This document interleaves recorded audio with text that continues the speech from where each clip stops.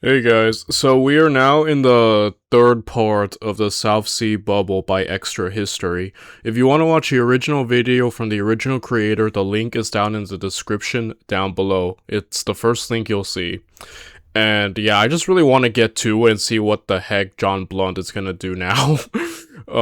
If you want to if you want to help support me or my channel, feel free to like, comment, and subscribe. It would really help my small but humble channel grow, and I'd appreciate it very much. Now, with that said, and now without any further ado, let's get to it, shall we?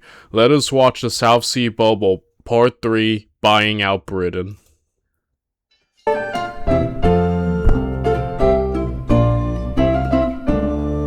Alright, last time we left off, John Blunt had just found a new way for the South Sea Company to make money. And since the company still wasn't making a single cent in the South Sea, it was time for him to roll the dice on perhaps one of the most ambitious financial schemes in history. He was going to take on the now impossibly large £31 million unconsolidated debt that the government had racked up by 1719. If successful, this would, beyond any doubt, make the 8-year-old South Sea Company the biggest financial institution in the world. It would also make anybody associated with the South Sea Company wealthy on a scale we can't even comprehend today. Dang, he's so ambitious. We covered this a bit last time, but just to refresh, the scheme was this. The government would allow the South Sea Company to issue an amount of stock equal to the value of the debt. How much stock that was would be calculated off whatever the share price was at the time the law was passed. So, for example, if the government's debt had been £10,000 and the South Sea Company stock had been worth £10 a share, they'd have been allowed to issue 1,000 new shares of stock. £10,000 of government debt, £10,000 worth of stock.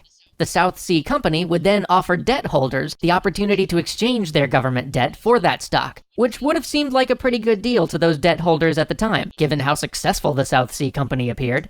The catch was that the South Sea Company would offer debt holders to exchange their debt for the current value of the stock. This means that if the price of South Sea stock continued to rise, they wouldn't have to trade as much stock for the debt as the government had calculated, allowing them to sell off the rest of the stock at market value and just keep the profit for themselves. So say those hypothetical £10 shares happen to increase in value to £20 each. The company would only have to sell 500 of their new 1,000 shares to cover the government debt now, after which they could just pocket the extra money they made selling off the rest. Wow. That's a pretty good scheme, and with a staggering £31 million of debt on the market, the possibilities here are ludicrous. My goodness. Doing this while not making any actual money on the South Sea is hilarious. You know what I mean? The whole one ship a year deal and stuff. Dang, dude. Dang, we're making the money, bro. Here comes the money. They could even manage to raise their share price by a single pound. It could possibly net them a return on a scale of hundreds of thousands of pounds. Today, the equivalent value would easily be somewhere in the tens to hundreds of millions of dollars. But before they could rake in the money with such a scheme, they needed to convince the government to let them consolidate the debt. And by convince, I mostly mean bribe. With so much potential profit at stake, the size of those bribes were set to match, with individual members of parliament receiving upwards of $1 million in today's money for their vote. But when the then Chancellor of the Exchequer, John Aislabie, presented it to Parliament, Parliament just sat there silent. The proposal was nearly too ludicrous for anybody who hadn't been generously bribed to take in. But, inevitably, when they recovered from the shock of the proposal, rather than reject it outright, they simply started to debate whether the debt should go to John Blunt's South Sea Company, or perhaps instead to the Bank of England. As these were both Whig-controlled institutions at this point, it was really just a matter of getting the best deal. For some, that meant the best deal for the government, and for others it was the best deal for them, personally. As this wrangling was occurring, Blunt thought up an even better way of incentivizing members of Parliament to see his way. Instead of straight-up bribing people, which was A, far more dangerous to do, B, sometimes required cash up front, and C, didn't give them any long-term benefit, Blunt struck on the idea of selling MPs stock, with the special caveat that they only had to pay for the stock upon its sale. This required no cash from the South Sea Company, was arguably illegal if you wildly stretch your interpretation of the law, and meant that the MPs only made money if South Sea stock rose, which would hopefully keep them interested in seeing it continue to rise. Even more beneficial, as these new high-ranking officials were seen publicly buying into the South Sea Company, it convinced a number of other officials and members of Parliament to actually buy in as well. There was only one last point of opposition to overcome, and that was Robert Walpole, a man Blunt had previously gotten locked up. Walpole wanted to have the government set the price at which shares could be exchanged for debt, regardless of their eventual market value. This would have completely destroyed the profit potential of Blunt's whole scheme. Blunt's manipulation of the House of Commons won out in the end, though, and the deal ultimately went through, with slightly more favorable terms for the government, and the South Sea Company paying a few £1,000,000 for the privilege. The South Sea Company got the right to consolidate the remaining What a genius. This dude is like playing chess with economics in a way I've never seen before. Wow. Consolidated government debt. Walpole didn't totally lose out, though. Behind the scenes, even he had been picking up cheap government debt in anticipation of the share swap. He wasn't gonna let something petty like getting locked up in the Tower of London keep him from making a little money out of this. Good for him. Throughout this process, everything was coming up roses for Blunt and the South Sea Company. By March, the share price had risen to £330. By April, though, the company's share price began to slide, and Blunt couldn't have that. After all, the company's only source of revenue was an increasing share price, so he stepped in with yet another ingenious scheme. He offered to sell the stock in the same way you might a used car. 20% down, and regular payments on the remainder every 2 months, which allowed people to buy far more stock than they could actually afford. Unlike a used car, though, the stock price could go up, and so long as it did, all people had to do was sell their purchased stock every 2 months, and they could cover their initial purchase, and keep the profit. This resulted in many people owning 5 times as much South Sea stock as they could actually pay for. And when they did profit, much as Blunt expected, many of them simply reinvested whatever they made to do it all again in the next 2 months. This helped push the price of South Sea stock even higher, and by the time the royal seal was on the debt swap agreement, the share price had risen to a ludicrous £550. This man, he just always has a plan. How have I never heard of the South Sea I've heard of like the Indian Company, but like I've never heard of the South Sea. Considering the way it is growing and the heights it is reaching in just a short amount of time, I'm surprised it isn't more talked about. John Blunt might be just one of the...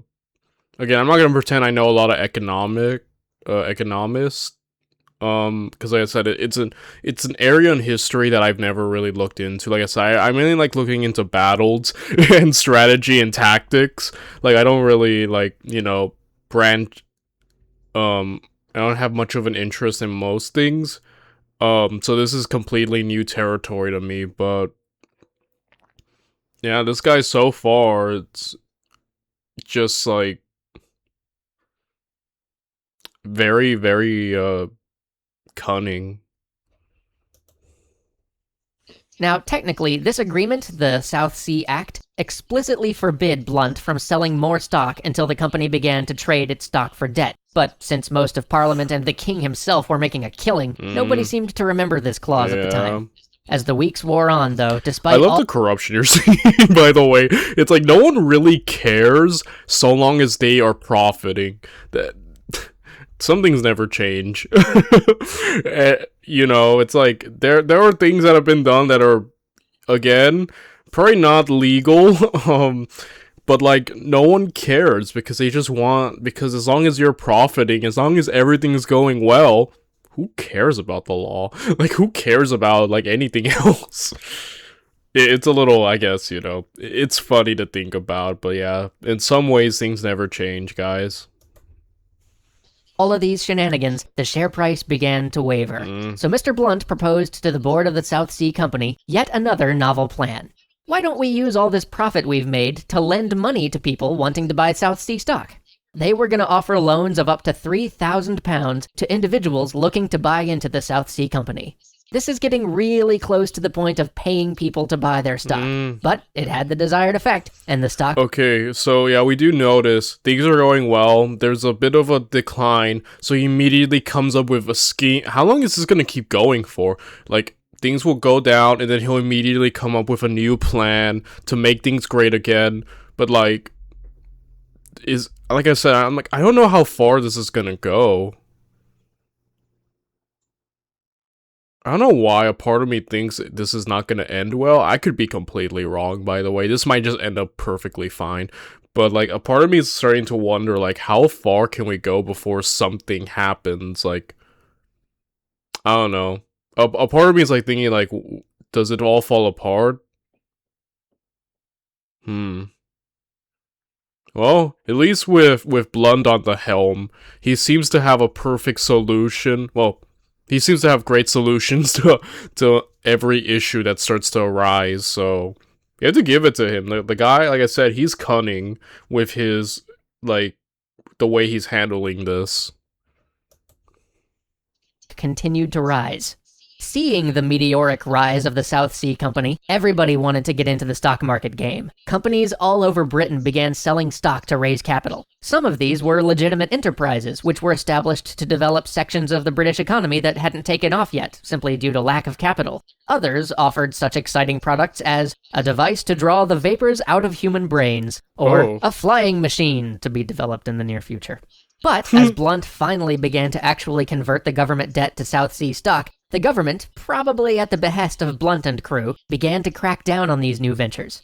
You see, if money was being invested in these other new ventures, it meant there was less money to invest in the South Sea Company. That's the staggering scale that South Sea is at by this point. They have to worry that there is not enough money in the entire country to support their share price and have other companies on the market. So, in a feat of unfathomable irony, to defend the profitability of the South Sea Company, the government began to close down those other startups for unwarrantable practices. Unfortunately, this had the opposite effect that Blunt desired. As these other companies failed, the people who invested in them lost a great deal of money and began to sell their South Sea stock in order to cover their debts. Okay. Like, are we starting to get to the downfall? Like I said, I don't know how this ends, guys. A part of me, I don't know why I'm getting this feeling in me. Like, things are going really well. And in history, whenever things go well, something bad happens. That's just my paranoia. That's kind of like that's how, like, I'm programmed. When things are going too well, I'm just, like, thinking, like, okay, when does it all fall apart? Okay, so yeah, the government there seems to not be helping. Which means John needs to come up with a completely new scheme to fix this. He seems really good at that, though, so we'll see. But for right now, the stock was still on the rise overall, and with no rivals on the market and a fresh injection of loans from Blunt, South Sea shares skyrocketed from £503 to £830 apiece over the course of a week. Yet all was not actually well for South Sea. Between the copious bribes, the annuity payments, the loans, and the dividends, South Sea had spent over £8.5 million over a handful of months. And because many people were only paying 20% of their share price for their shares now, the company had little in reserve. Despite the shaky state of things behind the scenes, Blunt was given a knighthood in June and made a baronet. And the South Sea Company made plans to move to opulent new offices down the street from its old rival, the Bank of... Wow. Okay. Again, the way John has just shown up out of nowhere and just become this economic powerhouse is really amazing. Like, again, his stock is rising just in every way, shape, and form. England. Soon the company would be valued at close to £300 million, 10 times the amount of government debt they were originally supposed to take on. And, due to the loans and the low money down share price offers, they would be owed about £60 million, more than the total amount of money in the economy of Britain. Just to put this in perspective, if a company had that ratio of valuation to national economy in the modern day US, it would be worth $85 trillion. Apple, the highest valued company in the world right now, is sitting at about 2/3 of $1 trillion. And they actually make money. As you might have guessed, the center cannot hold. This type of fanciful madness can only be sustained for so long, and even as the company is reaching its peak, people are beginning to realize just how out of kilter things really are. Join us next time to watch the bubble burst. Oh, yeah. And to see the consequences for our reputable Mr. Blunt and all the other players. Okay, I was correct. Something bad is gonna happen. Because I'm, like, thinking, like, how long can this keep going? How many schemes can one come up with until, like, the well starts running dry, right? It's one of those... Okay, I'm interested in seeing this. I'm captivated by this series so far. I was not expecting, like, when I heard this was just about economics, I was like, oh, like, I don't know why I wasn't that hyped. But as we're getting through it, I'm like amazed by this like light Yagami levels of like genius that Blunt is starting to come up with, his cunning. Um, but yeah, I'm looking forward to seeing what the heck happens. So I'm gonna jump to the next part, and I'll see you guys tomorrow when we cover it. Bye, everyone.